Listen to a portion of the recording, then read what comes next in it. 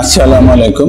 আমার কাছে অনেক রোগী আসছেন যে একেবারে খুবই ডিপ্রেসড অবস্থায় আসেন, কথাবার্তা খুবই কম বলেন, একেবারে কান্না কান্না ভাব থাকে, মন খারাপ থাকে সবসময়।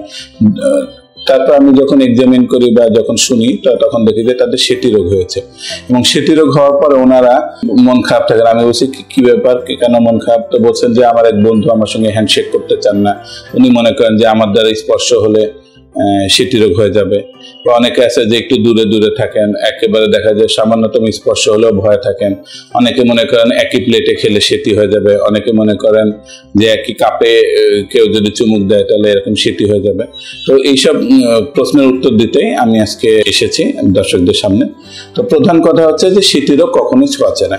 সেটি রোগ একটি জেনেটিক ডিজিজ। ছোঁয়াচে রোগের ক্ষেত্রে আমরা সাধারণত বলে থাকি বিভিন্ন ধরনের জীবাণুঘটিত রোগই কিন্তু ছোঁয়াচে হয়, তবে সব ধরনের জীবাণুঘটিত রোগ কিন্তু ছোঁয়াচে নয়। আর সেটি রোগের সঙ্গে আসলে জীবাণুর খুব একটা সম্পর্ক নাই, এবং এক্ষেত্রে আমরা বিভিন্ন ধরনের ইনসাইটিং এজেন্ট বা বিভিন্ন এজেন্ট, যেমন genetic factor, immunological factor, thyroid abnormalities, বা অনেক সময় দেখা যায় বিভিন্ন ধরনের নিউরোনাল টক্সিসিটি, বিভিন্ন কারণে কিন্তু এরকম সেটি রোগ হতে পারে, যেটা কোনোটার সঙ্গে কিন্তু ছোঁয়াচের কোনো সম্পর্ক নেই। সেটি রোগ অনেক সময় দেখা যায় জেনেটিক বা বংশগত থাকে, সেটা হার্ড অ্যান্ড ফাস্ট রুল নাই বা একদম থিওরির মতো সত্য না। তো এই জন্য অনেকে মনে করেন যে আরে দেখো যে ওনার বাবার সেটি আছে, সন্তানের সেটি আছে, তার মানে এটা মনে হচ্ছে যে আমরা স্পর্শ করলে এটা ছড়িয়ে পড়বে।